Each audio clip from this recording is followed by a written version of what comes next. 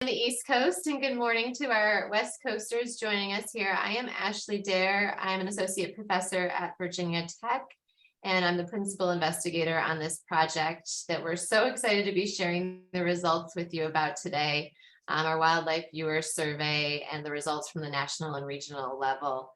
I'm just going to start with a few items about the logistics for today, and then I'm going to turn it over to Shelley Plant, our lead from the Association of Fish and Wildlife Agencies Wildlife Viewing and Nature Tourism Working Group, to give an introduction. So first off, we have lots of attendees signed up to join us here today, and we're really grateful for that. In order to make sure that we have a presentation without any interruptions, we are locking everyone's microphones and cameras except for the presenters. We will turn that back off or set it back so you can actually raise your hand and be called on to ask a question later on. Likewise have your video sharing. So if you're wondering what's going on there, that's the plan. Additionally, feel free to put questions in the chat pod throughout the presentation. We probably won't pause to answer those questions during the presentation, but then they'll be there and ready to roll at the end, and we should have plenty of time to answer those questions for you. And any sort of questions, fair game, related to the implementation of results or more detail on what exactly we found, and we'll do our best to answer them for you. And if we aren't able to today, we'll certainly follow up with you. So with that, I'm going to turn it over to Shelley Plant, who's going to give an introduction.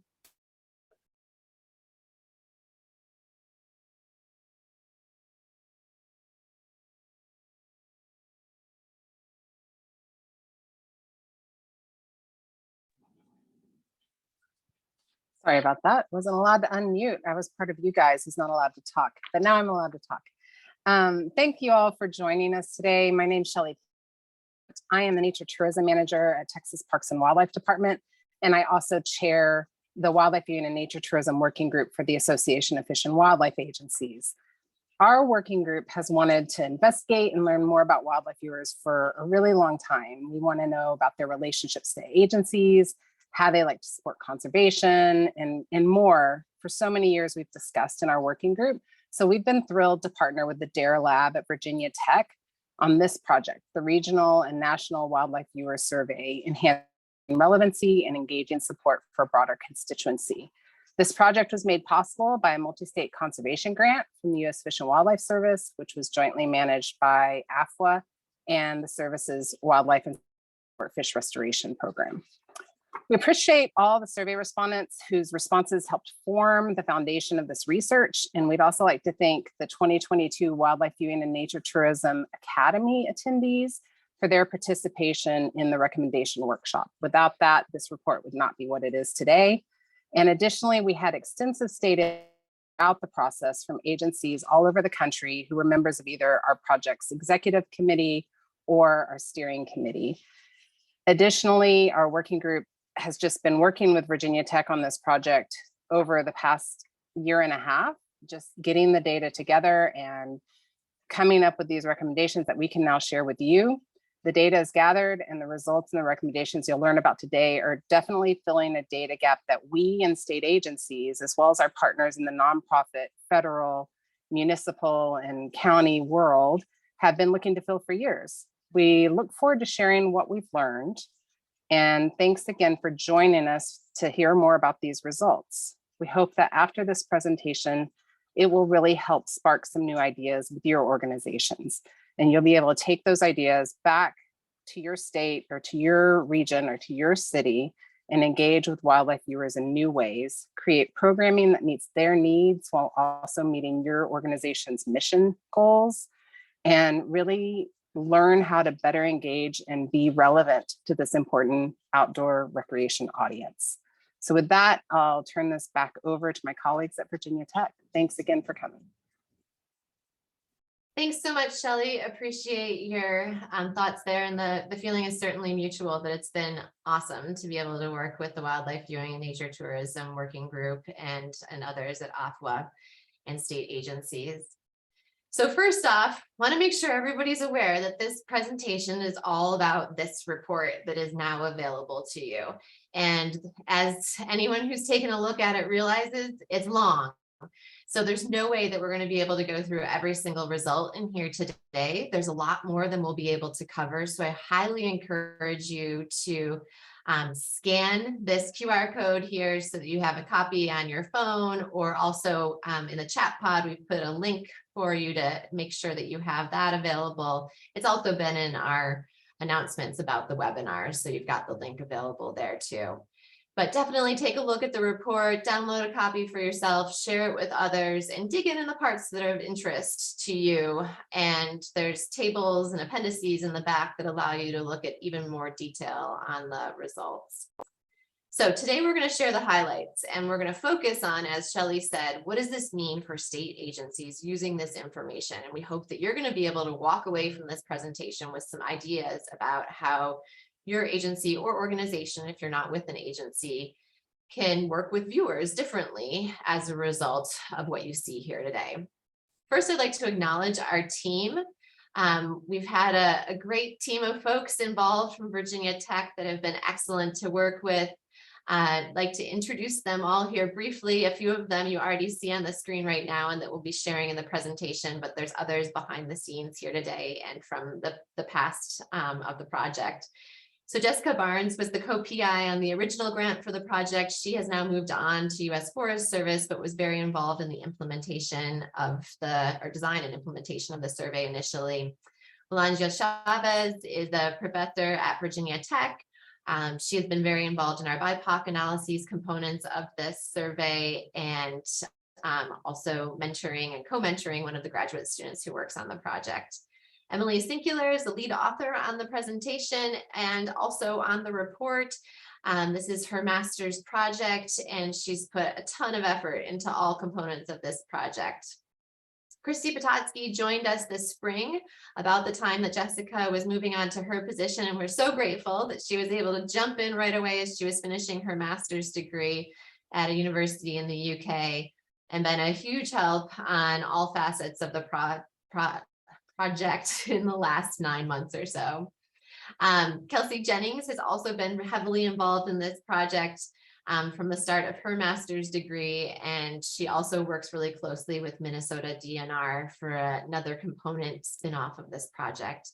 And then I'd like to thank Morgan Carnes and Emma Posley, who are undergraduates who've helped a lot with the report, and continue to help us with our state reports, particularly putting together all of those tables that you see in the back of the report. So thank you for being really diligent about going through all of those findings and numbers and getting them in there correctly. Also like to thank our executive committee. As you saw, Shelley Plant gave the introduction. She's been our lead from the association Wildlife Viewing and Nature Tourism Working Group. And then additionally, Dinez and Jerry, Scott, and Brian have been our executive committee for the project. They helped us write the grant for this project and have had many meetings with us to help guide this work. And we also are really grateful to all of the steering committee members. We had about 20 other state agency reps who provided feedback on all phases of the project, the initial purpose of the project, the design of the survey, the interpretation of the results of the survey. So this has really been a huge group effort. And you'll see about 4 of us presenting here today, but there's many, many others who've been involved. Okay, so let's talk about what we hope to gain with the webinar today. So, as I said, we're sharing our survey findings. We're hoping that you'll have a better understanding of wildlife viewers and that profile of wildlife viewers in all of the US. And we're going to try to explore a few key things specific to the needs of agencies. If you aren't from an agency, but you're instead from a partner organization, many of these things will also still be relevant to you, but agencies were certainly our key audience. So first, thinking about how you can develop programs for and engage with wildlife viewers, sort of expanding what you're doing, tweaking what you're doing, or maybe adding new things to the work that you are doing already to think about supporting wildlife viewers. Underneath all of this is, of course, the desire to increase agencies' relevancy and broaden the constituency of state fish and wildlife agencies. As you're going to see later on in our report, agencies certainly work with wildlife viewers on a pretty extensive basis, particularly those wildlife viewers who are also hunters and anglers. The wildlife viewers who are not hunters and anglers have not been as strong of a constituency for many state fish and wildlife agencies. And so the desire here is to think about how agencies can work even more with that whole spectrum of wildlife viewers, which then expands who is connected to them within the public. Next, developing opportunities for viewers to financially support agencies, digging in a bit more to think about what sort of mechanisms are working in states, what other mechanisms could work for states who want to provide an opportunity for viewers to provide them with financial support for activities that might go back and benefit viewers. Of course, our overarching goal for all of this is to help you also think about how to implement the results. And we'll talk a little bit as well about potential future research that might be valuable to states using this very large data set, not only from this part of the project, but also a bunch of spin-off wildlife viewer surveys for specific states that we've conducted as well. Okay, so we're going to talk about why study wildlife viewers. I assume that most of you here would have an answer to that. And maybe I'll pause right now since I didn't do it earlier and just make sure that I understand where you all are coming from. And Emily, if you could open that poll and share with us the question of where folks are coming to us from.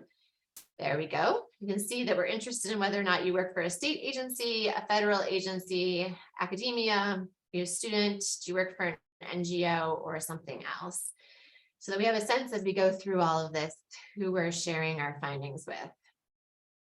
Looks like most of you have answered. We'll give you another few seconds here. You guys are doing a great job. Everybody's nice and engaged. We've got 80% participation on this poll so far. It's still going.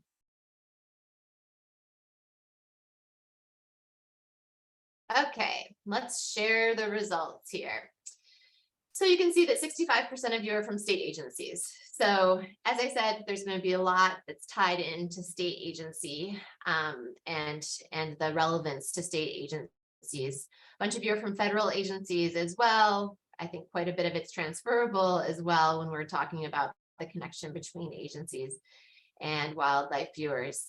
A few of you from academia, a few students, a few from NGOs, and some folks who are from other types of affiliations. So I will try to keep in mind, as will my co-presenters as we go through, that we're not talking solely to state agency representatives. So thanks for that. Okay, so let's talk about why study wildlife viewers and why this might be important and relevant to all of you all, regardless of where you're coming from. So first, let's make sure we're on the same page about what we mean when we say wildlife viewing. So wildlife viewing is about closely observing, feeding, and photographing wildlife, visiting parks or natural areas to observe, feed, or photograph wildlife, and to maintain plantings and natural areas for the benefit of wildlife. I do want to call out and mention that I know some state agencies and maybe federal agencies too are not supportive of feeding wildlife. This is a definition adapted from the US survey, the National Survey of Fishing, Hunting, and Wildlife Related Recreation that's been repeated many times over the course of the past few decades. And we wanted to follow a similar definition. And we do consider feeding part of wildlife viewing, even though it may not be a part that you are as interested in encouraging. So you'll see how we do split that out later in some of our analysis. Okay, so another reason to think about the need for understanding wildlife viewers is there's a lot of them, and the number of wildlife viewers is growing. So as we can see here, it's believed that about 1/3 of the adult population in the US is wildlife viewers. And the US Fish and Wildlife Service and others reported in their last national survey that 14.3 million additional viewers have been added to the group of viewers in the US over the course of the previous 5 years. A lot of that increase in viewing came from a larger number of folks who were interested in around the home wildlife viewing. So there's a lot of viewers out there, and as I see Celia King put in the chat pod, it's important, if there's a lot of viewers out there, to try to think about how can we be inclusive and how can we serve this large proportion of the population within our states and across the US. And at the same time, hunting rates are declining or remaining stable. And so that's been a strong base for state fish and wildlife agencies. Certainly, state fish and wildlife agencies want to continue to have hunting be a strong base, but there's also the desire to build out the constituency, and wildlife viewers are a great opportunity to do so, given these large numbers and increases that you see occurring.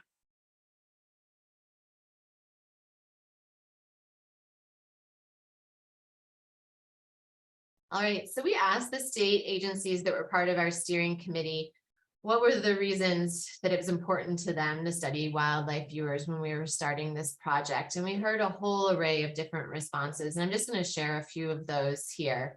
The first one is what I was just talking about, that there's a growing number of wildlife viewers. And also, given that there's a growing number of them, a growing potential influence, whether that be through conservation action, policy advocacy, or financial support. And it can be hard for agencies to figure out how to reach viewers. Whereas agencies have a database of hunters or a database of anglers because of selling licenses to them, it's much more challenging to think about how do we reach out to viewers, find out the best way to work with them, and then also stay in touch with them and let them know of what's going on within the state agencies to actually continue to connect with them. Now, there is a fair amount of information on viewers' thoughts, preferences, and behaviors, but that's quite often within a certain region or within a certain area, or a certain subset of viewers, like viewers at a certain birding festival, or from the NAWAMP survey that I was part of when we studied wildlife viewers there, we focused in on people who were eBird registrants.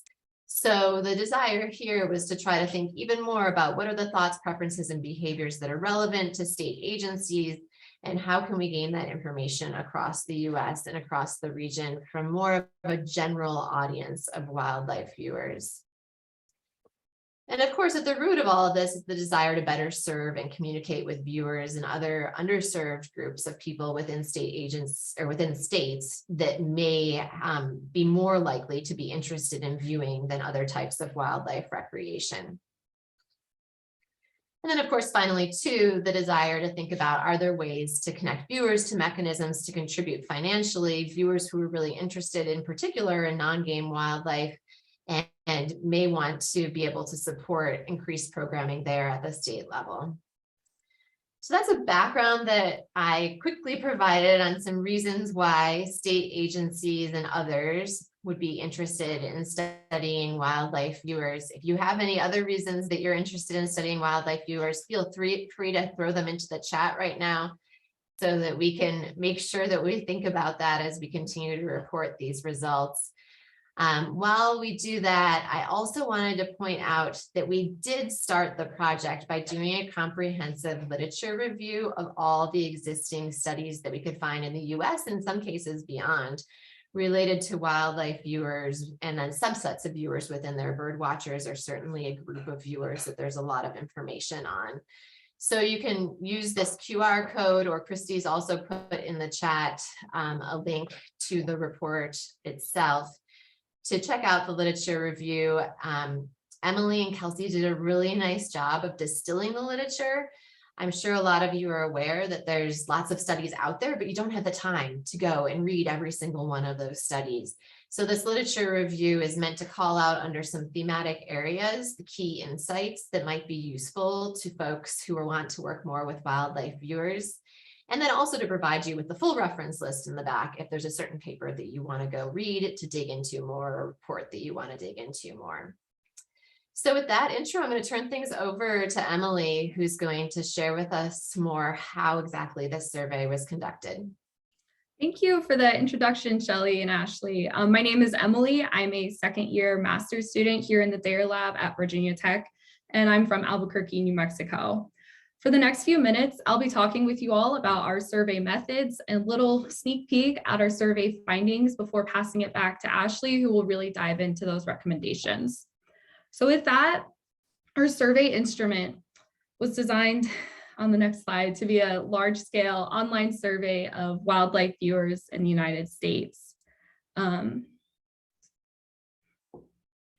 This survey began with a screening question, which asked our respondents, which, if any, of the following forms of wildlife viewing have you participated in the past 5 years? This screening question was designed to enable us to capture wildlife viewers. We were only focused on studying wildlife viewers with this research and not those who did not view wildlife. This survey was all closed-ended response options, so multiple choice, select all that you apply, or saying yes or no. The only exception to this was a gender question where respondents could self-identify. These questions were also designed to be applicable across all regions of the United States. This has enabled us to do some really cool analysis looking at the differences in the regions here in the United States and gives us that really big picture national and regional understanding of wildlife viewers. And finally, this survey took a little bit less than 15 minutes to complete on average. As you may have guessed, if you looked at the report, this was a pretty big survey. We first looked at demographic characteristics of wildlife viewers, like their age, where they live, how long they've lived in their state, and other things like that. We also examined their duration, location, and frequency of participation in wildlife viewing. So this enabled us to examine that around the home and away from home viewing as well. We also looked at their participation in other outdoor recreation like hunting, angling, and hiking to see what wildlife viewers do when they're not viewing. We also examined their level of specialization. So this is kind of like their skill level, how often they view wildlife, and if they own or rent equipment. We briefly examined their wildlife viewing related expenditures. Specifically, we focused on their trip and other wildlife related costs. Next, we also examined their likelihood of participating in conservation behaviors like purchasing environmentally friendly products or picking up trash or litter. This survey also took a close look at wildlife viewers' relationships with their state agencies. These questions on the next slide covered a little bit about wildlife viewers' familiarity with perceptions of and trust in their state agencies. So looking at what they thought about their state agency's prioritization of wildlife viewing programs or their interactions with state agency staff. We also examined their experience and satisfaction with their state agency programs and services. We also took a look at past financial contributions to state wildlife agencies. So if they had purchased a conservation license plate, a land access pass, or maybe a hunting license. We also took a close look at wildlife viewers' likelihood to support agencies financially and through conservation behaviors in the future. Next, we also took a look at their preferred form of viewing support, so how state agencies can better support and manage for wildlife viewers, as well as their preferred form of communication, so what social media channel or staff interactions these wildlife viewers would prefer to have, and much more. So this survey was conducted from August to September 2021. We contracted with Qualtrics, an online survey panel company, to do this survey. A panel company is a survey company that collects a very large pool of potential survey takers and then presents them with different surveys, maybe based on demographic features. This company then compensates respondents once they've completed a survey in order to help to increase survey participation. Recently, there's been a decline in completing online and completing surveys through the mail or on the phone or in person. So we're increasingly in the social sciences turning towards online surveys and panel surveys. The survey sampling and administration was conducted throughout the entire United States. I'll pause here to give you all a moment to find your state and find what region you're in, so you can look for your color on the upcoming slides. These are the 4 AWFWA regions. For those of you who aren't familiar with AWFWA, it's the Association of Fish and Wildlife Agencies and has been working closely with us throughout the project. Something to note is that there's a few states like West Virginia that's present in the Northeast and Southeast region of AWFWA. For the purposes of this survey, those states that were present in 2 regions were just collapsed into 1. Now that you have a little bit better understanding of where we did the survey, I'll talk briefly about our quotas set for the survey. We set quotas on 3 demographic characteristics to ensure the representativeness of this sample. For our survey, we programmed these quotas against the 2016 National Survey of Fishing, Hunting, and Wildlife Associated Recreation.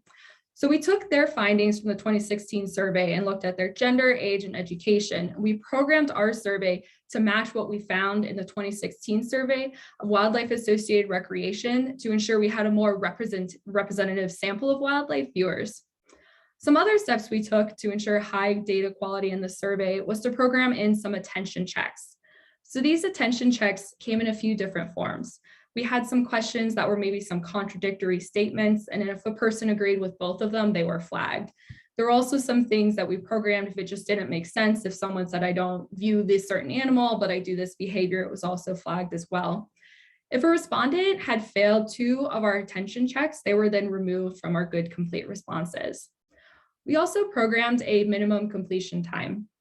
This minimum completion time was the first quartile of the response from our pilot that we did for this survey through Qualtrics. So anybody who went faster than that limit was also removed from our survey. The data analysis was primarily conducted in the statistical package for social science, or SPSS, which might be familiar to a lot of you here. We weighted our responses to reflect the geographic distribution of wildlife viewers across the country based on findings from the 2016 National Survey of Fishing, Hunting, and Wildlife Associated Recreation. We also conducted some descriptive statistics, ANOVAs, and chi-squared and t-tests to explore differences amongst wildlife viewers. This data set will be made openly available in the coming months, so if you're interested in doing your own analysis with this yourself, you totally can. Finally, I want to talk about our recommendations workshop, which was arguably the most important part of this study. As Shelley and Ashley said, this took place at the Wildlife Viewing and Nature Tourism Academy in Tucson, Arizona this past February. At the Academy, we first presented our survey response to all participants. We took a closer look at some specific issues like understanding COVID-19, BIPOC, diversity and inclusion, and understanding the difference between consumptive and non-consumptive viewers.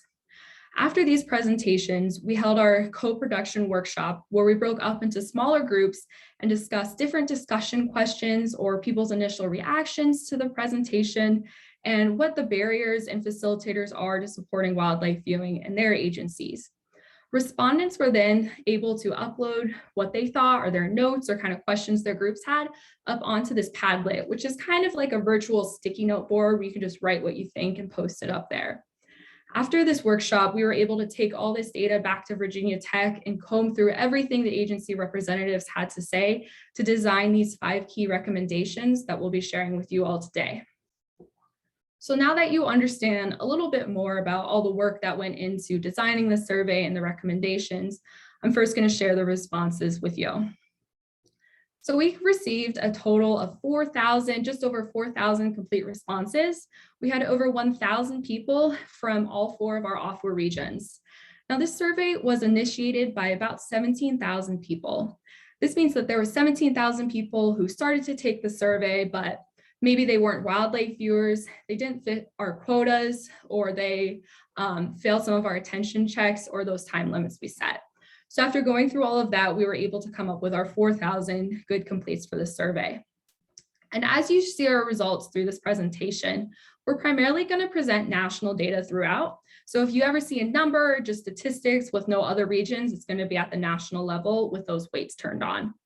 We sometimes will share differences across the 4 regions. And in those cases, you'll see a little key with those colors from the maps that we've been seeing. There's also some asterisks that we have to indicate statistically significant differences across the 4 regions. And this statistics was able to enable us to really take a good look at where are we seeing similarities and where are we seeing differences when we compare the 4 regions. And our survey began with the screening question once respondents had consented to take the survey. And I'll pause here and ask you a version of the screening question. And on this poll, you all can just indicate what is your favorite way to participate in wildlife viewing. Okay, launch. So the wildlife viewing behaviors are feeding wild birds, feeding other wildlife, photographing wildlife, maintaining plantings or habitats for the benefit of wildlife. I invite you to go ahead and let us know what your favorite behavior is. And we'll give it about like 20 seconds. It's like a lot of people really like observing. We still have nobody who feeds other wildlife, which is interesting. All right. Cool. We've got just over half of you have completed, so I'll end this and share results. So with our participants here in this webinar, the most popular behavior was closely observing or trying to identify wildlife, or traveling to parks or natural areas for the purpose of viewing or observing wildlife. Feeding wild birds, only 6% of you participate in, and nobody participates in feeding other forms of wildlife. So thanks, guys. All right, let me close this poll.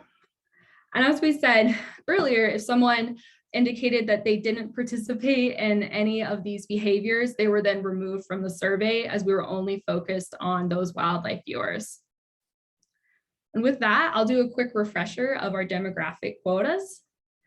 So as we just talked about a few slides ago, we programmed these quotas based on findings from the 2016 survey for our survey takers. We did meet all of the quotas, so you'll see a refresher of that old slide. We completed this without any relaxation of the established quotas, which means that we met everything and we were able to fit within those certain standards.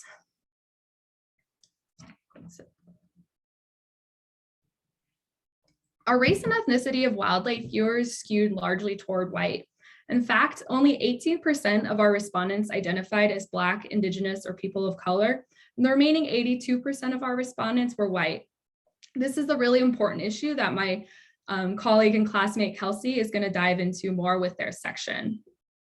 Reviewing the household income of respondents, we found that just about half of them reported a total household income as $50,000 or less annually, whereas just about a fifth of them reported total household income of $100,000 or more. On this next graph, the residential location, you'll be able to see your first statistically significant result. So take a look at the bottom to find your region and look at this. And you can see that from the West, more respondents identified as living in an urban area than any of the other 4 regions. We also examined the wildlife viewing activities, which is very different from what you all reported doing, which is quite interesting. So we found that the most common form of wildlife viewing with our respondents was feeding wild birds, followed by visiting parks and natural areas, which a lot of you indicated you were interested in. Our only statistically significant difference across the 4 regions was with feeding wild birds. And again, the respondents from the West, as the little box will show, were the least likely to participate in feeding wild birds when we compare that to the other 4 regions. We also took a look at the types of wildlife that respondents wanted to view. It may come as no surprise that birds were the most popular type of wildlife viewed, with close to 80% of our respondents indicating they like to view birds. We also saw a lot of interest in seeing land mammals and considerably less interest in marine mammals. I will note this was the only statistically significant difference across the 4 regions was with marine animals. And again, respondents in the Southeast indicated most interest in viewing marine mammals, which makes sense when we look at the geography of the region. We also wanted to take a look at that wildlife viewing location, like what Ashley shared in the introduction of this presentation. We found that the majority of our respondents view wildlife on their own home or property, with almost 75% of them participating in wildlife viewing at the location. About half of our respondents participated in wildlife viewing on state-managed areas or locally managed areas. This next section, I'm going to dive into a little bit of that other outdoor recreation. So we split our respondents in some questions into 2 groups. We asked respondents if they participated in hunting or angling, and then we defined our respondents as non-consumptive or consumptive based on their participation in these activities. As you can see, non-consumptive wildlife viewers have not participated in hunting and angling in the past 5 years, whereas consumptive wildlife viewers have. I do want to pause here and note 2 things. The first is that consumptive and non-consumptive is not always the most commonly used language anymore. There's a lot of debate about, is wildlife viewing consumptive as well? with angling potentially being non-consumptive in the cases of catch and release. But for the purpose of this report, we are going to use the terms non-consumptive and consumptive because it is generally recognizable. And I also wanted to note that just personally, when I came here and started this program and I was thinking about wildlife viewers, I was really focused on wildlife viewers as being separate from hunters and anglers. But what we found is there's a really big overlap. So we have about a third of our respondents said that they angle and view wildlife. Only 3% of our respondents were also hunters and wildlife viewing, while about 15% said that they were hunters, anglers, and wildlife viewers. The remaining half, or just over half of our respondents, were only non-consumptive viewers.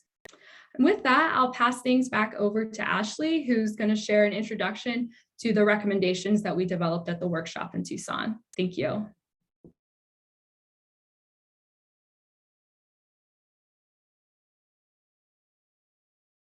All right, thanks so much, Emily. So let's move into the recommendation side of things. And as I mentioned before, the recommendations are going to be tied in with even more of the results. So Emily gave you a big picture overview of the viewers who participated, and now we're going to dig in a little bit deeper. So as we shared, we did a co-production workshop as part of the Wildlife Viewing and Nature Tourism Academy. And from all of the insights that we heard through the responses and saw in the Padlet, we distilled this set of recommendations. First is it's important to develop programs for and engage with wildlife viewers. And there's insights on how exactly to do that. The second is there's a need to broaden the constituency of wildlife viewers. And the third is developing opportunities for viewers to financially support agencies. The fourth is supporting agencies in implementing results. And the fifth is conducting future research. You may say those sound kind of similar to your webinar objectives, and you're right. We basically have hoped that in our webinar, we're going to be integrating what we're finding and sharing with helping move forward these recommendations from our report and from our findings. So I'm going to start by going through number one here. So there's a lot of demand for agencies to develop programs and engage viewers. That's a major lesson from our survey results. So let me share with you a little bit that highlights these findings. So first, we asked viewers, how much do they perceive state agencies are prioritizing programs for supporting viewing? Is that about the right amount that they're seeing state agencies? Too high, too low, far too much, far too little? And as I share these results, I'm going to look at them by non-consumptive viewers and consumptive viewers, because you're going to see an interesting difference here. So you can see generally, about 60% of viewers said, okay, agencies are doing about the right amount of support for viewing. Maybe they aren't really aware, and so they're like, okay, I'll just select the middle ground there. Or they may feel that that's really the case. You can see there's only about 10% or 14% if we're talking about consumptive viewers of people who say agencies are doing too much for viewing. And then on the other side, we see about 26%, a little bit more than a quarter of non-consumptive viewers saying agencies aren't doing enough to support our interests and providing programming to support viewing. Whereas the consumptive viewers feel that that's not quite the same, not the case to quite the same degree, but still 22% of them say that there's not enough for viewers. So I think that the take home that you can get here is regardless of which group we're talking about, there is not a concern that agencies are doing too much. And for some of them, there's a concern that agencies aren't doing enough to support wildlife viewing. Now, I do want to call out a really important thing I think is necessary for you all to keep in mind. A lot of surveys of wildlife viewers that we have seen recently have said there's a lot of really advanced wildlife viewers, and that's often because we've had to use a data set or a way of reaching out to viewers where we're finding viewers who already are affiliated with a citizen science or community science project, or who are already members of a certain organization or already participating in a birding festival. Because of our sampling approach, we were able to just broadly find wildlife viewers who are part of this survey panel that Qualtrics manages. And so based on that, we actually found that viewers, when we talk about viewers across the US, are a lot less experienced than probably who your agency is seeing participating in the types of programs that you are offering. And so we have beginner being the lightest color here, all the way up to expert being the darkest color. And we asked people to self-identify what their skill level was. And if we look at the people who say they're beginner, novice, or intermediate, that's about 90% of the population of viewers in the state. So really critically important to think about how can we connect with viewers that are not the viewer who already knows how to identify every species of bird, or not the viewer who's already involved in a citizen science project and providing that valuable data. If the agency really does want to broaden their relevancy to a broader constituency of the public, it's thinking about how can they work with that beginner, novice, or intermediate level of birder. Not birder, I should say wildlife viewer. Sorry, misspoke there. So we asked people a whole array of options for what ways they would like the agency in their state to support wildlife viewing. And if you don't work for a state agency, you could just probably insert NGO or federal agency, because I would expect that it's generally the same sort of answer, regardless of what group we're talking about. And so they're saying, about half of them are saying, we want more information on our wildlife in our state. About the same number of people are saying we want more information about where to see wildlife in our state. And then again, about the same number, a little bit more less, are saying we want access to more places to view wildlife. So people want to be getting out there. They want to see wildlife. They want to know where to go. They want to know what wildlife are there. Again, that's probably in line with the skill level information that I just shared with you.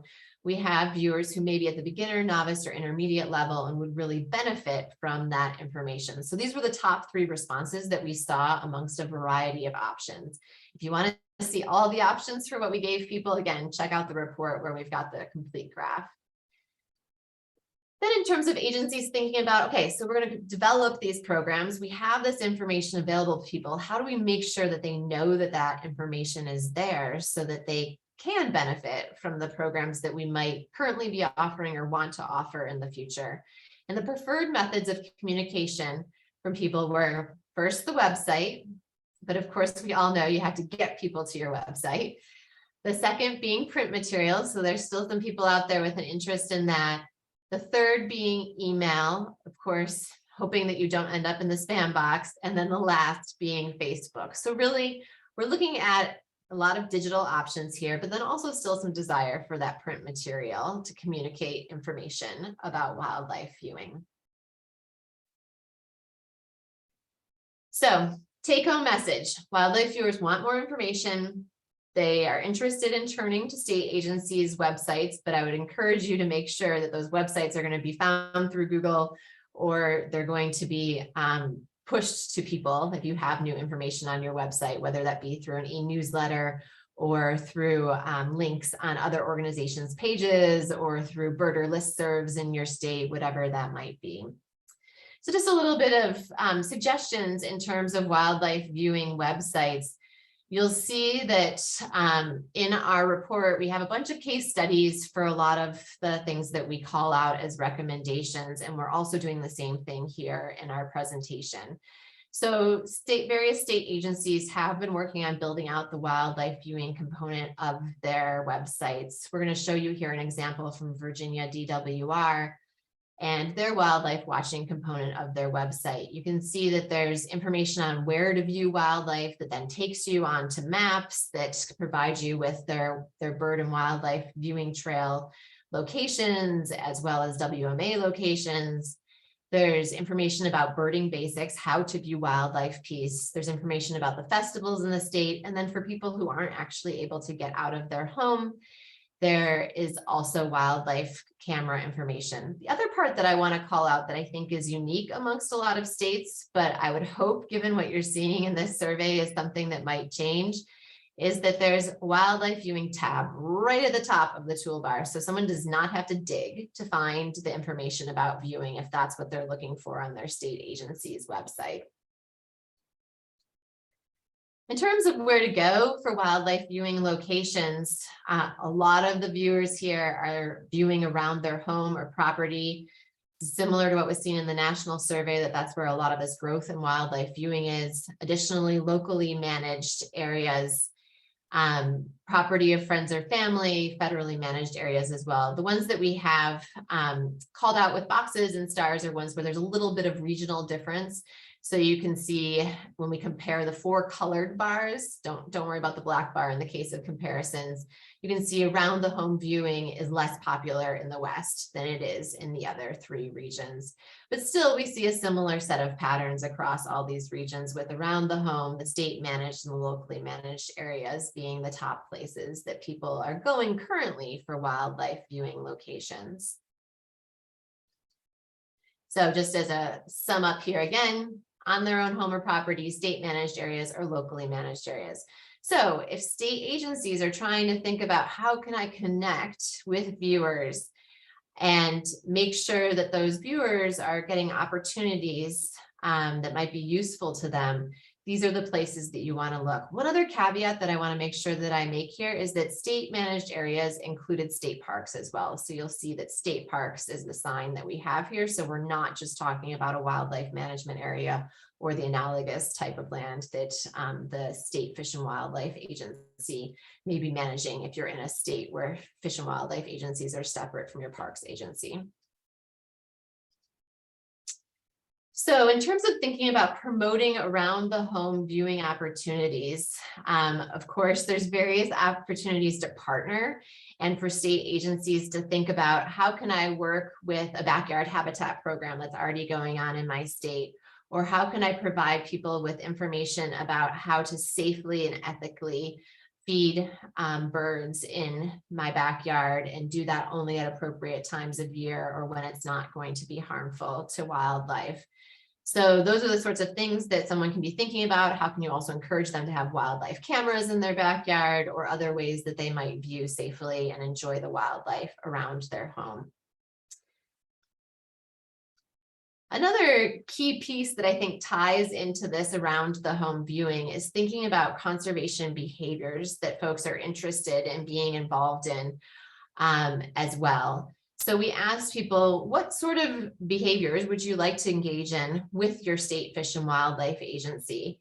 And cleaning up trash or litter came up as the top item here. So something for agencies to be thinking about to maybe encourage viewers to get out to your sites that are specifically for wildlife.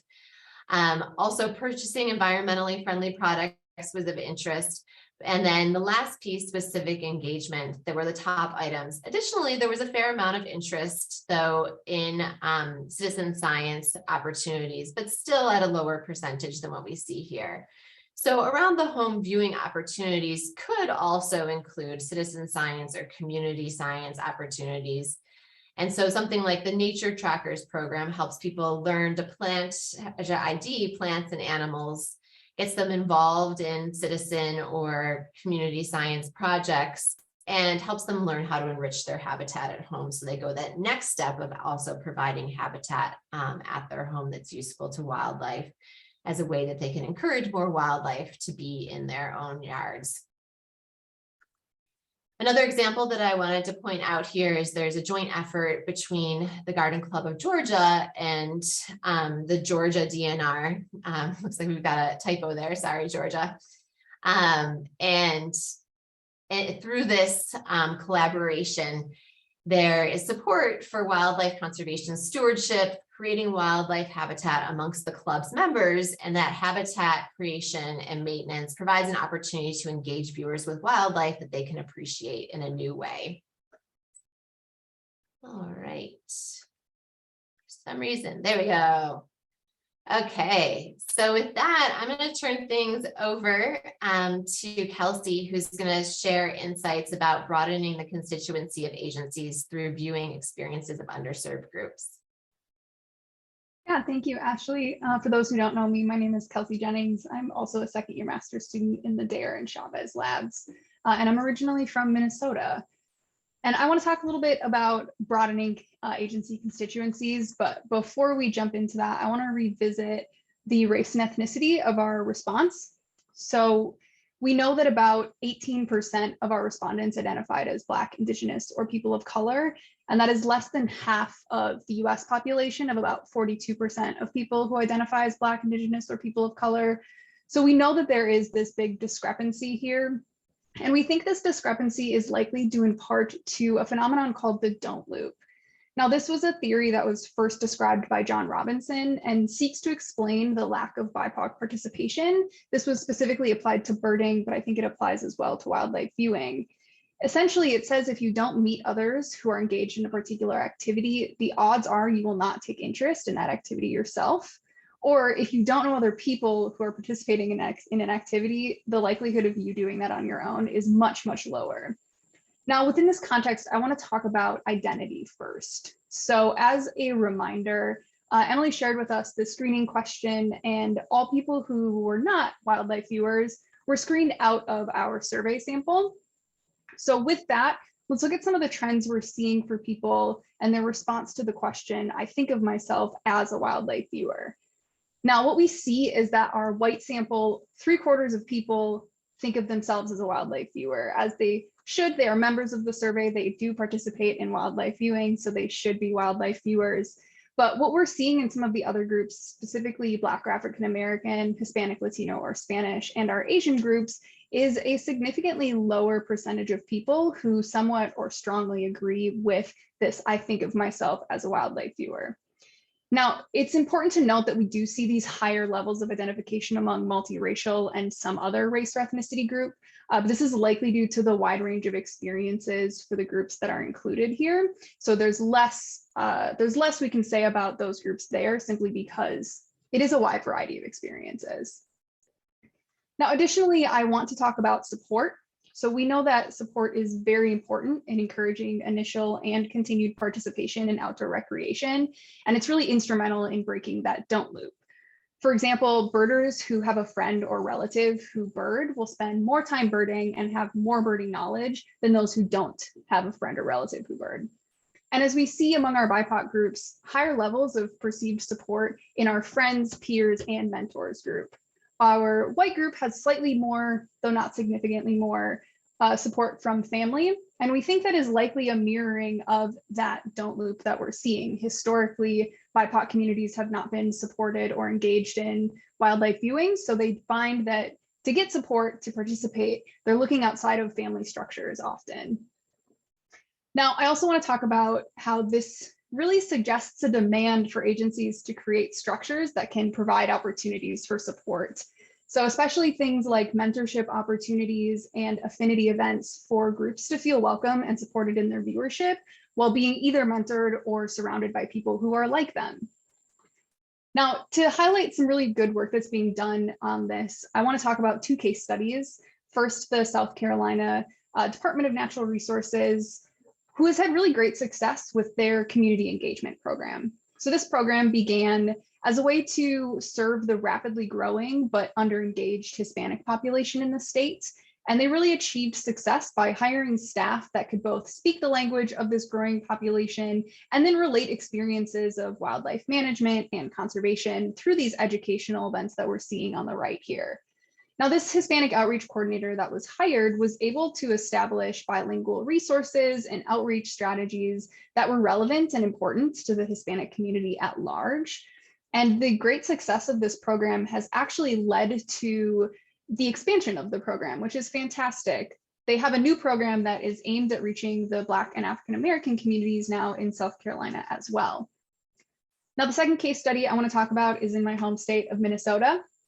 So in addition to this survey, the Minnesota DNR's non-game wildlife program, who, if you're unfamiliar, is responsible for the preservation and protection of rare and vulnerable species in Minnesota, they have invested further in engaging the BIPOC community to build community science opportunities for those BIPOC Minnesotans. So to do this, they're taking a participatory approach where they're first meeting with community leaders and then with BIPOC recreators to understand what mutually beneficial community science projects even look like. Now, we're in the midst of these meetings right now. This is a core focus of my master's, but they're laying a really fantastic foundation for the non-game wildlife program to build relationships with community members and making sure that the non-game wildlife program can avoid a lot of the common pitfalls when looking to engage new groups. But more importantly, in my opinion, it really gives the non-game wildlife program a starting point with underrepresented communities to really emphasize the production of community science programs that are for them and hopefully and potentially by them as well. So with that, I will hand it back off to Emily to talk a little bit about birdability. Thank you, Kelsey. I'll just jump in again real quick to talk about another underserved group of wildlife viewers, which is people with a disability or people with accessibility challenges. So in our survey, we asked respondents to what extent do you experience accessibility challenges? And we defined that with this definition from Birdability, which defines accessibility challenges as the difficulties someone experiences in interacting with or while using the physical or social environment to engage in a meaningful activity such as wildlife viewing or birding. These difficulties may be a result of a mobility challenge, blindness or low vision, intellectual or developmental disabilities, mental illness, being deaf or hard of hearing, or other health concerns. And in our survey, we found that 39%, so almost 40% of all respondents experienced somewhat, quite a bit, or a great deal of accessibility challenges when they were wildlife viewing. And this is a really important number to keep in mind because as the CDC has found, over a quarter of wildlife viewers, that is 26% of wildlife viewers, experience some form of a disability. Now, what are ways that we can promote inclusive wildlife viewing? I'll just pause for a moment. We can do that, first of all, through increasing this access to information. People with disabilities report that one of the major barriers or constraints from them traveling to a new site to go birding or wildlife viewing is that they don't know what it is or they don't know what's there. Someone's not going to travel to a site if they don't think that they can navigate the site. And that's why it's really important to have information online about where your wildlife viewing locations are and descriptions of the trails or the parking situation or what people can expect to find there as well. It's also really important to be sure you have access to information on site and information is inclusive to all. This could mean, for example, when you have those angled signs that we see a lot at turnouts and natural spaces, ensuring that the sign is low enough so that a seated person in a wheelchair would be able to read that sign as well as a standing person as well. Another key way to promote inclusive wildlife viewing with people with disabilities is including those accessible features on sites. And accessible features go beyond including those ADA requirements, which we're all required to meet. One thing to consider is, say you have designed a really big and beautiful accessible bathroom on your site, and say this bathroom is up against the parking lot away from a step. If I was someone who was a seated person or used a wheelchair to navigate, I wouldn't be able to get to this bathroom because I wouldn't be able to navigate above the step. But the most important recommendation that we have for promoting inclusive wildlife viewing is to just increase awareness. I want you guys to remember that according to this statistic, 1 in 4 adults, which could mean that up to 1 in 4 potential wildlife viewers have some form of a disability or an accessibility challenge.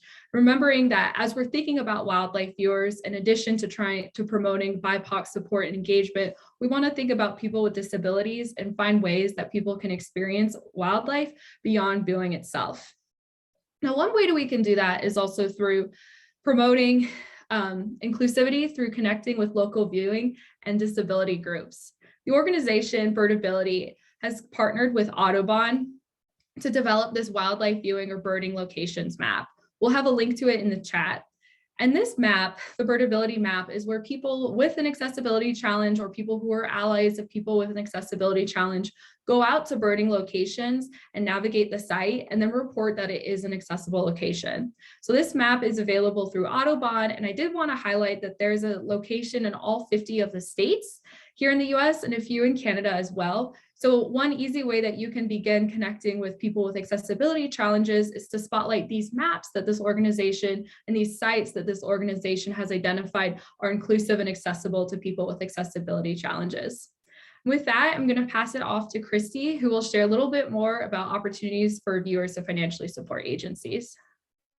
Thanks, Emily. Hello, everyone. My name is Christy Patotsky. I am a PhD student in the DARE lab, and I've been working on this project since roughly January or February, and I'm slowly transitioning into my PhD studying bird feeding, and I'm originally from Maryland.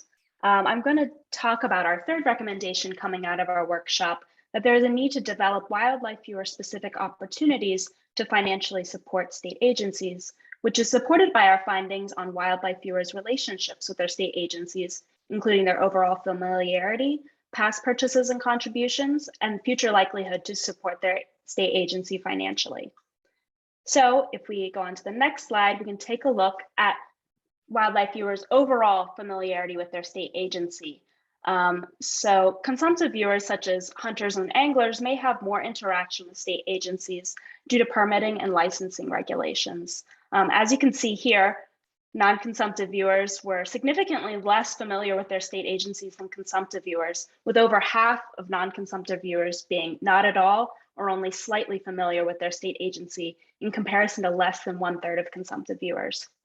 Thus, we recommend that state agencies target increasing familiarity to non-consumptive viewers and having new programming specifically for non-consumptive viewers to build their relevancy.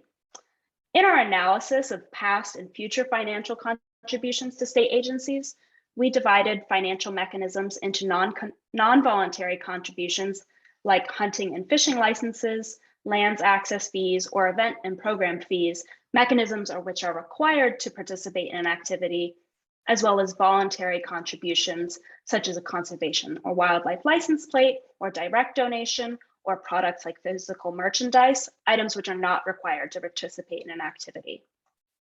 So let's take a look at the non-voluntary financial contributions of wildlife viewers in the past 5 years between consumptive and non-consumptive viewers. Even beyond the hunting and fishing licenses, consumptive viewers have overwhelmingly more experience with non-voluntary contributions. And now for voluntary financial mechanisms. You can see in comparing the two figures that far fewer viewers contributed via voluntary mechanisms. And overall, there were no items for which more non-consumptive viewers had contributed, emphasizing our conclusion that developing means for non-consumptive viewers in particular is key. Taking a look at reported future likelihood to contribute via these mechanisms, we found a really strong potential for state agencies to engage wildlife viewers. For non-voluntary mechanisms, over half of survey respondents indicated that they were moderately, very, or extremely likely to purchase a fishing license or lands access pass, permit, or entry fee in the next 5 years. And let's take a moment to emphasize that fishing licenses were only purchased by about 20% of wildlife viewers in the past 5 years. So we can absolutely see that there is a growth for angling for all wildlife viewers. In addition, just less than half were likely to purchase fees for a program event or a conservation or habitat stamp. As for voluntary contributions, over half of wildlife viewers were likely to purchase tangible products like books, maps, and other merchandise, as well as lottery tickets for which the proceeds go to habitat conservation. 44% of wildlife viewers were likely to contribute via direct donations, as well as donations through their state income taxes, and through conservation or wildlife license plates.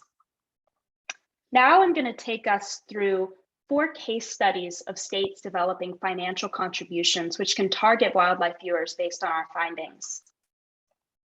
First, given the really strong likelihood of wildlife viewers to contribute through conservation lottery tickets, we'd like to highlight the Great Outdoors Colorado Lottery Fund.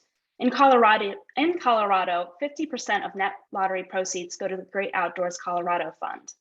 The first half of these funds go to supporting Colorado's parks and wildlife projects, including building and enhancing parks and trails, species and habitat conservation, and supporting environmental education and wildlife viewing.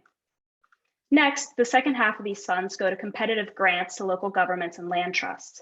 And to date, over 5,000 projects have been funded through GOCO. Our second case study is coming from Florida with their online storefront, which now uses a print-on-demand service to eliminate inventory maintenance and has proven really successful in expanding brand and logo awareness, which, as we can see, is really important in developing that familiarity in wildlife viewers, providing income for program materials not easily purchased with state funds, such as 10% of their profits supporting FWC's volunteer program, and providing affordable beginner level binoculars for wildlife viewers, which, as we can see with majority of our viewers being beginners, is really important for that type of support to come from their state agencies. And in Arizona, a self-funded wildlife viewer specific programming model, which puts on rare events such as bighorn sheep photography tours and bat netting, as well as more common events like birding and deer relocation, has received a really high level of support from both traditional and non-traditional constituents. An extremely conservative estimate of the number of participants exceeds 4 million individuals, showing that wildlife viewers are willing to support their agency politically and financially. And our final case study comes from our great state of Virginia with their membership-based Restore the Wild program. It provides an innovative way for wildlife viewers to contribute to habitat conservation, and it redefined their existing access paths to WMAs and lakes. It includes 3 tiers, which viewers or really any recreationist can join, but it's broadened support for DWR through the creation of a targeted funding mechanism and associated branding that's not specifically for hunters and anglers. And it's relevant to new audiences, fosters relationship building, and provides a call to action for habitat conservation. And with that, I'm going to take it over to the 4th recommendation. Thank you, everyone. Thanks, Christy. All right, so let's talk a bit more about implementing results. I hope that as we've been going through all these other results, you've been thinking about ideas for what you might do in your state. And so we've also been thinking with the Wildlife Viewing and Nature Tourism Working Group about how can we help support implementation in states beyond what we've already see states doing. Sorry, went the wrong way there. All right, so we've generated this knowledge. We have regional reports. We also have state reports coming out in 14 different states. We have state data sets that are openly accessible as soon as we finish those reports, and we have regional and national level data that's going to be available soon after we have some theses and such that get written. And so the thought is then, how do we move that to the implementation of this knowledge? And also, how can we foster a group of people who are all working together to ensure that this is possible? I want to share with you an example of what we did in Virginia as we completed these sort of survey and focus group efforts. A few years ago, we worked with the Virginia Department of Wildlife Resources, and we conducted an integrated study of wildlife viewers based upon focus groups, which are group interviews and surveys. And we had a spotlight within all of that work on wildlife recreationists on understanding wildlife viewers, their needs, and also their interests. And this all led then to a facilitated process that we led with the State Fish and Wildlife Agency to develop a wildlife viewing plan. And it was very involved in engaging stakeholders or wildlife viewers, whether they be viewers who will also hunt and angle or viewers who are only involved in viewing, in developing that plan between a stakeholder advisory committee, between the surveys and focus groups, and then also a public comment period and involvement of people through commenting during that time. We engaged over 5,000 people in developing this wildlife viewing plan for the next 10 years for the state. The DWR's board has endorsed this plan, and they now have a committee being led by the deputy director of the agency guiding the plan's implementation. And the really cool thing about this is it's not just been a plan for the watchable wildlife staff. Of course, the watchable wildlife biologists in the state are heavily involved in that committee guiding the plan implementation, but all the divisions in the programs in the state agency are involved. And in fact, they have a really cool table that shows all the different goals and objectives within their plan and how every single different group within the state agency is involved and which ones they're actually involved in. So I think that shows an example of how there can be implementation from these sorts of projects. And Christy shared with you in the chat pod a link to that plan if anyone was interested. I think a lot of states could consider doing the same sort of planning process. Now, of course, the most extensive and most comprehensive version would be that sort of stakeholder engagement type approach like we used in Virginia. But I certainly think the results from state reports or also from regional reports could be developed with less comprehensive ways of engaging across your staff in the agency and maybe as some stakeholders from the wildlife viewing community in your state to think about what does this mean for our state and what do we need to do as a result. So check out that plan and it might inspire you for ways to do something similar in your state. So of course, that's a way to approach implementation that's more comprehensive, but of course, you could also approach implementation with a given project. You don't have time to necessarily embark upon a planning effort, like let's choose a project right now based upon these results that we can try to implement. And the Wildlife Viewing and Nature Tourism Working Group is a great place for folks who are trying to be involved in that sort of implementation to work with others and talk with others about what they're trying. And additionally, the academy that the Wildlife Viewing and Nature Tourism Working Group plans every other year, so it's going to be coming up, not this coming spring, but the one after, is an opportunity for you to get inspired and share what you're working on and also get feedback from others. There's also an opportunity to conduct additional research. Now you might be like, well, they're academics. Of course, they're saying there's ways you could conduct additional research. That's what they always say. Well, I want to say that actually these ideas didn't necessarily come from us. As we were sharing the results of our survey in the last academy, we had so many questions about, well, what about this? Did you try analyzing it that way? And there were so many great ideas from our participants about other ways that we could look at this data and provide more insights that might be useful to the states. One of the really key things that came up that there was a lot of interest on is looking specifically at that group of urban viewers and trying to understand how state agencies could work more with urban viewers. How does that compare to how they work with rural viewers? Are there differences amongst these two different groups of viewers? Because a lot of agencies are aware that there's growing numbers of people in urban areas and also are desiring to have more of a connection with them. There's also interest in digging in more on income level and understanding differences between people who might have different sorts of means to be involved in wildlife viewing. We certainly know from past research that people who are heavily involved in things like birding tend to have higher economic means. Also thinking about the differences with levels of specialization and considering, are there things that we need to be doing differently if we're working with that beginner group of viewers versus that more advanced group of viewers that we might more readily find through the birding clubs in our state. There's also some interest in exploring age. Again, we tend to know that the viewers are a demographic that's largely folks who are around retirement age or a little bit before and after. Empty nesters who've now moved on to considering spending their time focused on wildlife viewing. But there's also a growing constituent of younger viewers, and agencies are interested in how do we work with a group of viewers who's in their 20s or 30s? What might we need to be doing differently for supporting their interests in viewing? And then Emily shared with you some results that we had related to folks who experience accessibility challenges. And that's something that we just had a little bit of insight into in this survey because of the one question that we added using the birdability definition. And then we were able to compare responses based upon that.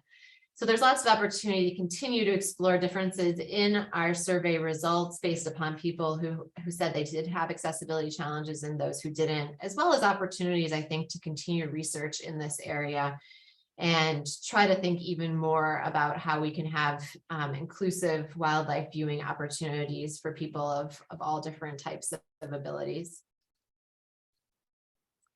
I wanted to mention that a lot of this implementation piece and future research component we've written into another multi-state grant that we're really hopeful we'll get and we'll be hearing about in the next couple of months. That would allow us to further distribute our results at workshops, conferences, and meetings. Of course, we're giving this webinar here today.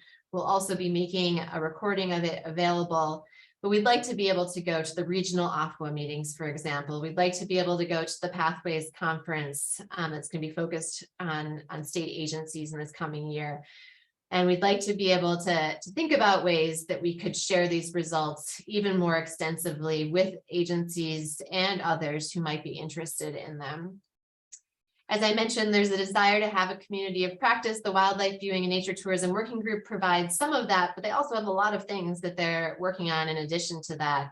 So the hope would be to have a group of states, about 20 states, maybe even more, who are each trying a project to help implement the results or to implement the results of these surveys within their state, and each one of them taking on the project would be able to work with each other, share results. We would facilitate meetings with them. We, as researchers from Virginia Tech, who also have experience in implementation of these sorts of results, would also help facilitate conversations, development of necessary products and materials.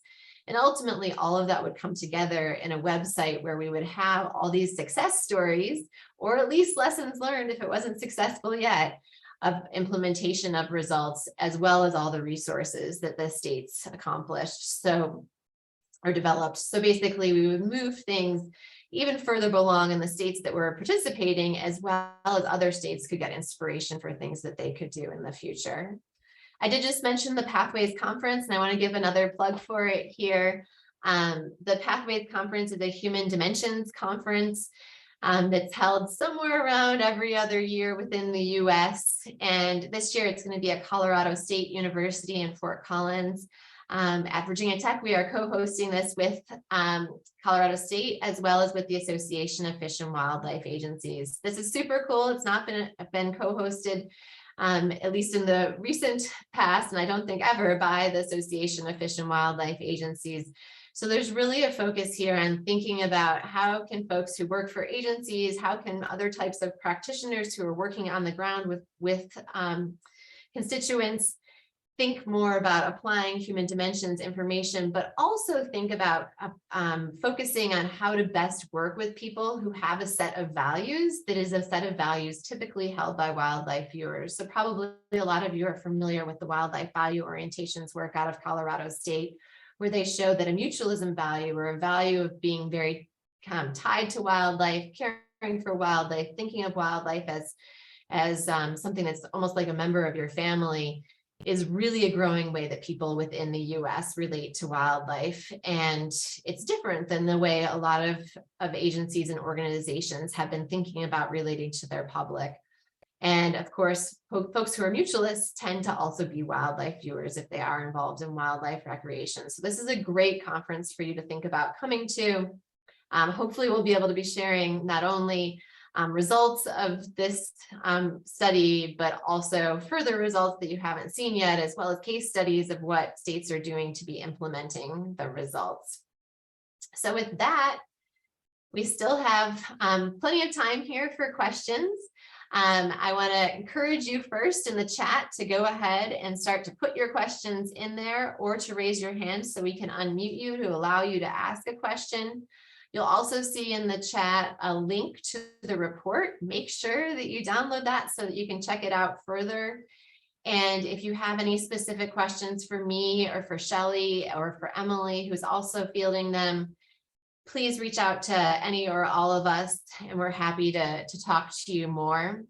Also want to mention that there's a QR code up here for any time in the next 10 minutes, you to answer a really quick survey about what you thought about this presentation, what was most useful to you in the presentation, what could make it better in the future, and also how you might intend to implement these survey results. All of those things will really be helpful to us and to the Wildlife Viewing and Nature Tourism Working Group.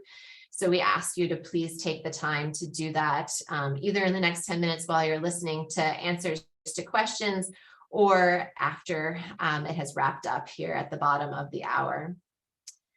All right, so I see we've got a question here from Kyandra. Hi, Kyandra, great to hear from you. And she says, I believe you touched on this, but can you speak further to how a federal agency such as the U.S. Fish and Wildlife Service might be able to interpret results of the questions that measured preferences specific to their state agency? There may not be a blanket answer for questions like preferred communication rather than measures of trust or familiarity. Would you expect similar preferences for Fish and Wildlife Service?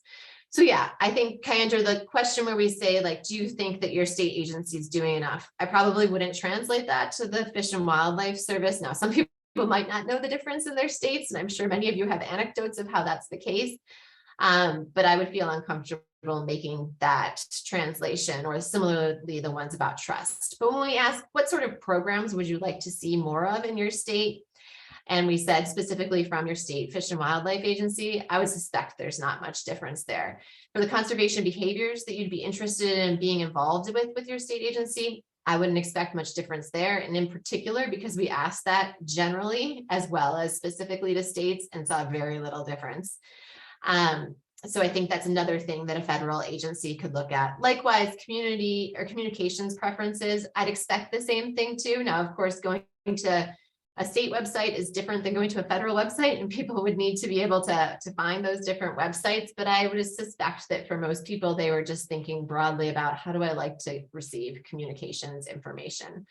So I think most of these things could be relevant to you if you're with a federal agency or if you're with an NGO, but I just wouldn't go very far with anything about trust or familiarity. I think that you wouldn't want to go beyond that. Thanks for the shout out about the Hokies and Virginia Tech. Appreciate it, and appreciate other kind words that folks are sharing in the chat.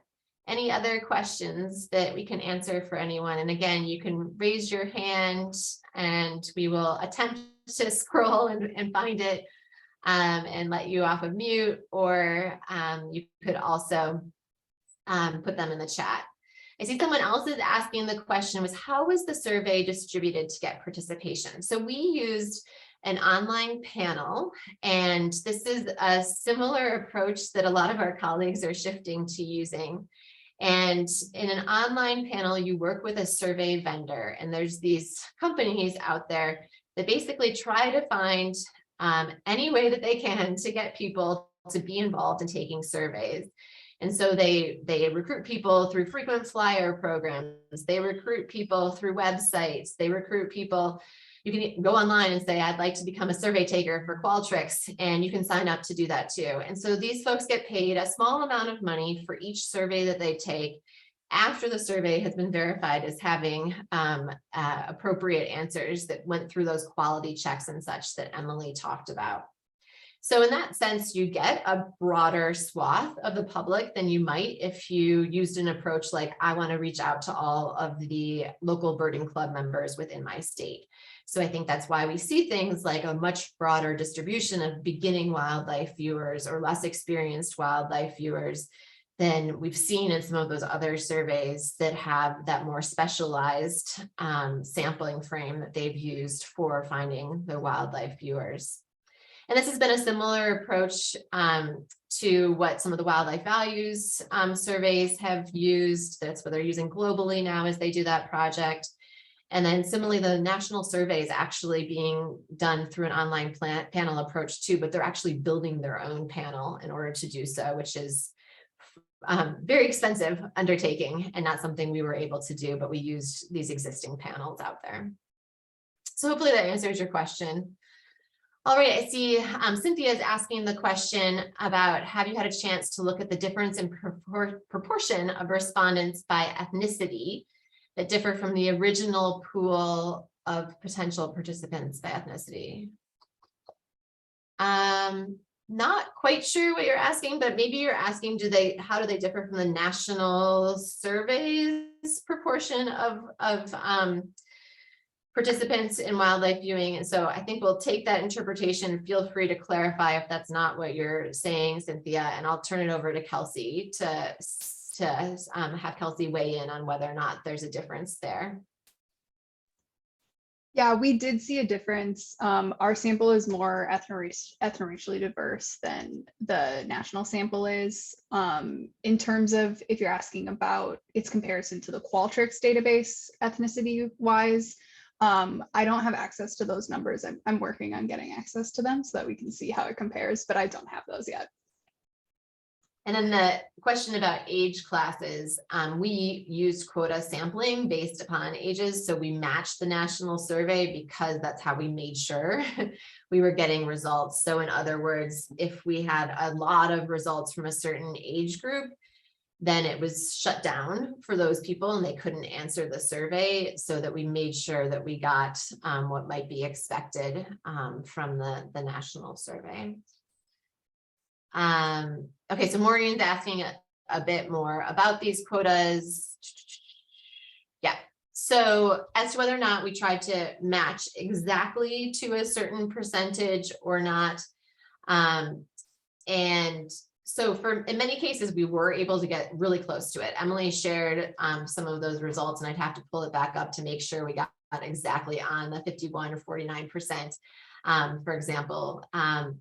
In most cases, we were able to get pretty close to it because it's an online survey and they already have some demographic information about people. So they can only allow certain people to take a survey. And then additionally, at the beginning of the survey, it asked some of those demographic questions so they could dig even deeper and people would not be given an opportunity to take the survey if we already had too many people within a certain quota. That's how we did these regional and national survey quotas. I could speak differently in a state report presentation about how we handled the state quotas, which we were not quite as strict on because we wanted to make sure we could still get enough people who were viewers in the state. And so in those cases, they were more of a must be greater than a certain percentage or must be less than a certain percentage. We did additionally have some state level quotas. We wanted to make sure the big states did not wash out the respondents in a certain region, like we didn't want all of the West to be California. And so we did put some limits on what the cap of a size was for a certain state's participation. Okay.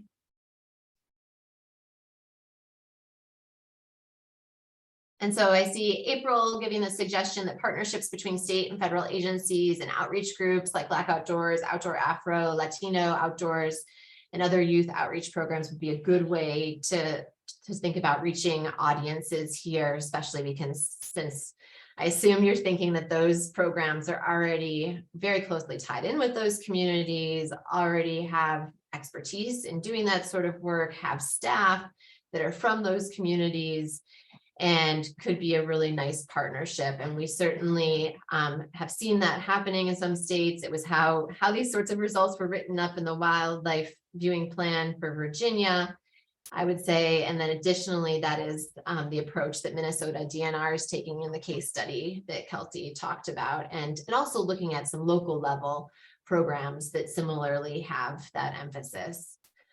I think we're running tight on time here. We're right at 2:30. So we will try to get the questions from the chat pod here and respond to the people who we haven't been able to respond to yet and get back to you.